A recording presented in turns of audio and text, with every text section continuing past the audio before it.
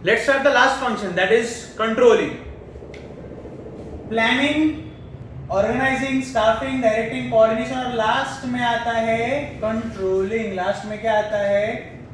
Controlling. जितना planning important है उतना ही कंट्रोलिंग इंपॉर्टेंट है और शायद उससे ज्यादा भी इंपॉर्टेंट है. वो क्यों, हमें समझ में आएगा.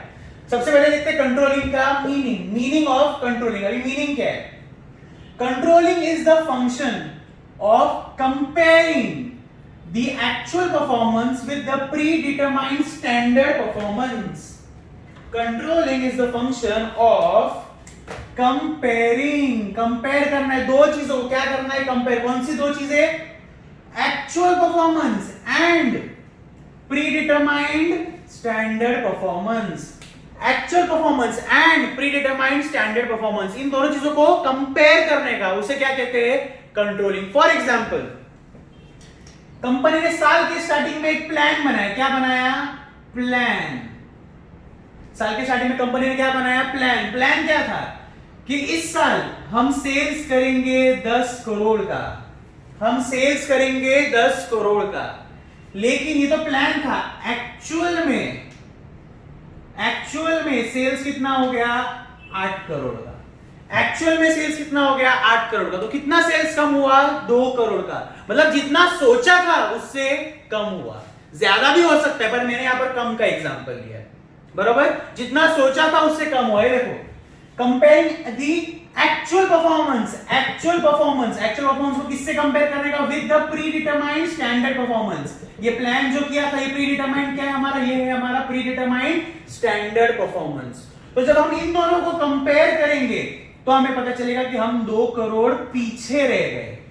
हम 2 करोड़ पीछे रह गए. क्या रह गए? 2 करोड़ पीछे. अगर ये 8 नहीं 18 करोड़ रहता तो हम 8 करोड़ आगे रहते. बरोबर. पर क्योंकि ये सिर्फ 8 करोड़ है और हमारा प्लान क्या था? 10 करोड़ का, तो हमें क्या पता चला? हम 2 करोड़ पीछे रह गए. समझ में आया? जब हम 2 करोड़ पीछे रह गए तो समझ जाना चाहिए कि हमने जो कंट्रोलिंग किया, हमने जो एक्टिविटीज कंट्रोल की, हमने जो पूरे ऑर्गेनाइजेशन को कंट्रोल किया, वो अच्छे से नहीं किया. क्योंकि अगर अच्छे से कंट्रोल करते तो ये डिफरेंस नहीं आता. अगर डिफरेंस आता भी तो नेगेटिव डिफरेंस नहीं आता, पॉजिटिव डिफरेंस आता. मतलब क्या? एक्चुअल ज्यादा होता, लेकिन यहां पर एक्चुअल कम है. समझ में आया? तो फिर से एक बार मीनिंग देखते. मीनिंग क्या है? Controlling is the function of comparing the actual performance with the predetermined standard performance. सिर्फ दो चीजों को कंपेयर करने का, एक्चुअल परफॉर्मेंस और स्टैंडर्ड परफॉर्मेंस. क्लियर? ये क्या था? मीनिंग. अब देखते हैं definition of controlling. According to Philip Kotler, नाम याद रखना, फिर से मैं बार बार कह रहा हूं. अकॉर्डिंग टू फिलिप कॉटलर भाई क्या बोलते हैं? Control is the process of taking steps to bring actual results and desired results closer together. इधर भी देखो, actual results and desired results closer together. फिर से एक्चुअल मतलब यही वाला एक्चुअल, और डिजायर्ड रिजल्ट्स मतलब क्या? कि जो अपन ने स्टैंडर्ड सोचा था वही सेम ही है. जो इधर था ना प्री डिटरमाइंड स्टैंडर्ड, वो यही है pre determined standard. Desired results मतलब क्या? जो हमने सोचा था कि हमारा ये रिजल्ट होगा. बरोबर. तो यहां पर देखो फिलिप कॉटलर क्या बोलता है? Control is the process of taking steps. मतलब ऐसे स्टेप्स लो, ऐसा काम करो जिससे क्या होगा? जो हमारा एक्चुअल रिजल्ट है और जो हमारा डिजायर्ड रिजल्ट है वो नजदीक होगा, क्लोजर टुगेदर. वो नजदीक होगा मतलब उसमें ज्यादा वेरिएशन नहीं होगा, उसमें ज्यादा गैप नहीं होगा, उसमें ज्यादा डिफरेंस नहीं होगा. क्योंकि अगर वो जितना नजदीक रहेगा उतना हमारी कंट्रोलिंग अच्छी होगी. जितना उसमें ज्यादा गैप रहेगा उतना हमारा कंट्रोलिंग खराब है. समझ में आया? अब जैसे यहां पर एग्जांपल लेते हैं, 10 करोड़ और 8 करोड़, डिफरेंस कितना है? 2 करोड़ का. अगर ये रहता 10 करोड़ का प्लान, हमने सोचा था 10 करोड़ और एक्चुअल में सिर्फ 2 करोड़ हो गया या 3 करोड़ हो गया, तो दोनों का डिफरेंस कितना है? 7 करोड़. तो ये खराब कंट्रोलिंग है. मतलब अपन ने काम अच्छे से बिल्कुल नहीं किया. यहां पर सिर्फ 2 करोड़ का डिफरेंस, मतलब फिर भी ठीक ठाक कर लिया, चलो इतना भी बुरा नहीं है. समझ में आया क्या? तो फिलिप कॉटलर क्या बोलता है? फिलिप कॉटलर देखो, फिर से एक बार देखिए. फिलिप कॉटलर क्या बोलता है? Control is the process of taking steps. मतलब ऐसे स्टेप्स लो, ऐसा काम करो जिससे क्या होगा? एक्चुअल रिजल्ट्स और डिजायर्ड रिजल्ट्स नजदीक होंगे, क्लोजर टुगेदर. वो नजदीक होंगे, उनमें ज्यादा डिफरेंस नहीं होगा. समझ में आया? यहां पर देखो प्री डिटरमाइंड स्टैंडर्ड बोला है और एक्चुअल बोला है, यहां पर एक्चुअल बोला है, डिजायर बोला है, दोनों का मीनिंग सेम है, दोनों का मतलब सेम है, कुछ ज्यादा फर्क नहीं है। Is it clear? तो देखो ये मीनिंग, फिर से मीनिंग क्या है? Controlling is the function of comparing actual performance with the predetermined standard performance, with the predetermined standard performance. और डेफिनेशन में क्या बोलते हैं Philip Kotler? Control is the process of taking steps to bring actual results and desired results closer together. समझ में आया? मतलब दो ही चीजों का कंपैरिजन है, एक्चुअल और डिजायर, एक्चुअल और जो प्लान किया हो। समझ में आया? Now let us see the importance of controlling. Importance का आंसर देखते हैं। सबसे पहले क्या देखने का? कीवर्ड। कीवर्ड क्या है? पीस को। ओ के ऊपर स्क्वायर क्यों? क्योंकि ओ के दो पॉइंट्स है। पीस को, पीस को, ये देखो पी ई ए सी ई, पीस, सी ओ ओ, को, पीस को, ओ के ऊपर स्क्वायर है क्यों? क्योंकि ओ से दो पॉइंट्स है, बरोबर। तो कीवर्ड क्या है? पीस को। सबसे पहला पॉइंट क्या है? Psychological pressure. साइकोलॉजिकल प्रेशर, याद रखना, साइकोलॉजिकल प्रेशर मतलब क्या? Mental pressure. साइकोलॉजिकल प्रेशर मतलब क्या? Mental pressure. अब कंट्रोलिंग कौन करता है? याद रखना, कंट्रोलिंग हमेशा करेंगे top level of management. Top level of management हमेशा क्या करता है? कंट्रोलिंग करता है। तो अभी तुम लोग बोलोगे sir top level of management मतलब क्या? मतलब या तो कंपनी का ओनर, या तो कंपनी का सीईओ मतलब चीफ एग्जीक्यूटिव ऑफिसर जो पूरी कंपनी संभालता है, या तो बीओडी। बीओडी मतलब बोर्ड ऑफ डायरेक्टर्स, मतलब जो कंपनी के जितने भी डायरेक्टर्स है। समझ में? तो ये सब लोग आते हैं टॉप लेवल ऑफ मैनेजमेंट। किसमें? टॉप लेवल ऑफ मैनेजमेंट में। तो ये लोग कंट्रोल करते हैं। किसको कंट्रोल करते हैं? पूरी की पूरी कंपनी को कंट्रोल करते हैं, पूरी की पूरी ऑर्गेनाइजेशन को कंट्रोल करते हैं। समझ में आया क्या? तो इनका जो कंट्रोलिंग है वो बहुत स्ट्रिक्ट होता है। कैसा होता है? कंट्रोलिंग बहुत स्ट्रिक्ट होता है। फॉर एग्जांपल अगर हम मुकेश अंबानी का एग्जांपल ले तो वो टॉप लेवल ऑफ मैनेजमेंट है। किसमें? रिलायंस में, बरोबर। वो ओनर है कंपनी का, तो पूरी कंपनी कंट्रोल करता है। जब वो पूरी कंपनी कंट्रोल करता है तो वो इजीली चीजें लेट गो नहीं होने देगा। मतलब अगर कोई परफॉर्मेंस अच्छा नहीं कर रहा है तो ऐसा नहीं बोलेगा हाँ भाई ठीक है तेरा परफॉर्मेंस अच्छा नहीं था कोई बात नहीं, ऐसा नहीं बोलेगा। वो बहुत स्ट्रिक्टली कंट्रोल करेगा कंपनी को, क्योंकि वो कंपनी को स्ट्रिक्टली कंट्रोल करता है, इसलिए आज उसकी कंपनी ऊपर है। समझ में आया क्या? तो जो टॉप लेवल ऑफ मैनेजमेंट है वो लोग कंपनी को स्ट्रिक्टली कंट्रोल करते हैं। और क्योंकि वो लोग कंपनी को स्ट्रिक्टली कंट्रोल करते हैं तो जो एम्प्लॉइज रहते हैं या जो वर्कर्स रहते हैं या जो मैनेजर्स रहते हैं जो कंपनी के लिए काम करते हैं उनके दिमाग के ऊपर प्रेशर रहता है। कैसा प्रेशर रहता है? साइकोलॉजिकल प्रेशर, मतलब मेंटल प्रेशर रहता है कि भाई हमको अच्छे से काम करना है, क्योंकि अगर अच्छे से काम नहीं किया तो जो टॉप लेवल ऑफ मैनेजमेंट है वो बहुत गुस्सा हो जाएगा, वो बहुत चिढ़ जाएगा। समझ में आया क्या? क्योंकि कंपनी का परफॉर्मेंस अच्छा बनाना है तो इनका मैनेजमेंट एकदम स्ट्रिक्ट होता है। क्योंकि इनका मैनेजमेंट स्ट्रिक्ट होता है तो एम्प्लॉइज या वर्कर्स के ऊपर क्या रहता है? प्रेशर रहता है। किस चीज का प्रेशर? कि अच्छे से परफॉर्म करना है। समझ में आया? Second point, efficiency is higher. एक बात याद रखना, एफिशिएंसी, ये एफिशिएंसी भी ऐसा पॉइंट है जो planning, organising, staffing, directing, coordination, control, इन 6 के 6 फंक्शन में आप यूज कर सकते हो। क्या?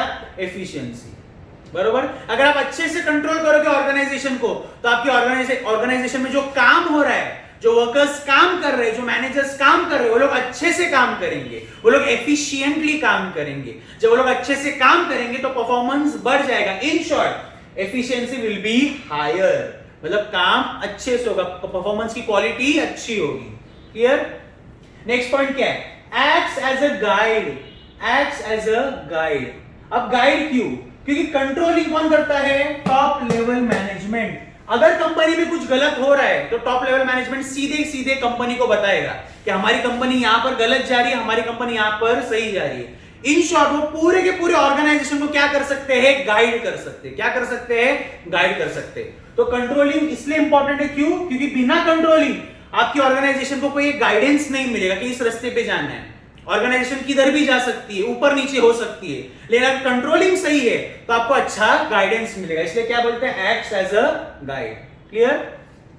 Next point, corporate image is build. अभी याद रखना, बहुत सारे बच्चों को कंफ्यूजन होता है कॉर्पोरेट इमेज और गुडविल में।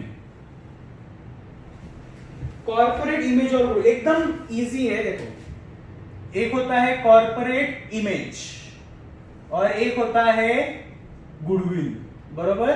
एक होता है कॉर्पोरेट इमेज, एक होता है गुडविल। अभी दोनों में फर्क क्या है? देखो, दोनों का मतलब रेपुटेशन ही है। कॉर्पोरेट इमेज मतलब भी रेपुटेशन, गुडविल मतलब भी रेपुटेशन। फर्क क्या है? गुडविल मतलब पीपल या मार्केट में आपकी रेपुटेशन, मतलब लोगों के सामने आपकी रेपुटेशन क्या है, मार्केट में आपकी रेपुटेशन क्या है, वो क्या हो गया? गुडविल। और कॉर्पोरेट इमेज मतलब क्या है?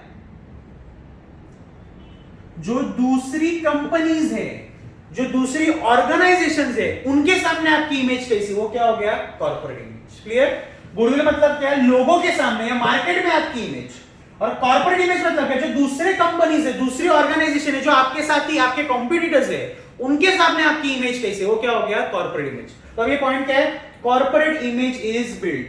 अगर आपकी कंपनी का कंट्रोलिंग बहुत स्ट्रांग है, कंट्रोलिंग बहुत अच्छा है, उससे क्या होगा? कंपनी के डिजायर्ड रिजल्ट्स आप अचीव कर सकते हो। और जैसे आपने डिजायर्ड रिजल्ट्स अचीव किए, आपकी कंपनी सक्सेसफुल बन गई, तो ऑटोमेटिकली आपकी कंपनी का कॉर्पोरेट इमेज क्या हो जाएगा? बिल्ड हो जाएगा, मतलब अच्छा कॉर्पोरेट इमेज बन जाएगा। समझ में आया?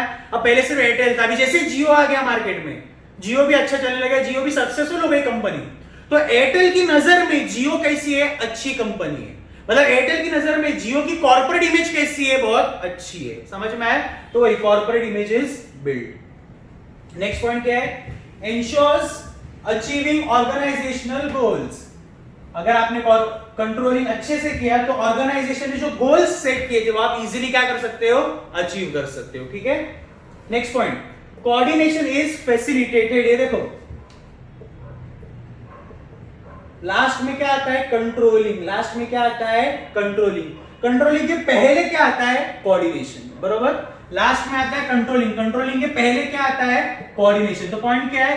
Coordination is facilitated. अगर कंपनी का कंट्रोल अच्छा है, मतलब मैनेजमेंट एकदम स्ट्रिक्ट है, तो जितने भी कंपनी के लोग हैं सब मिलके काम करेंगे। और अगर वो लोग मिलके काम नहीं भी करेंगे, मैनेजमेंट उनको मिलके काम करवा सकता है।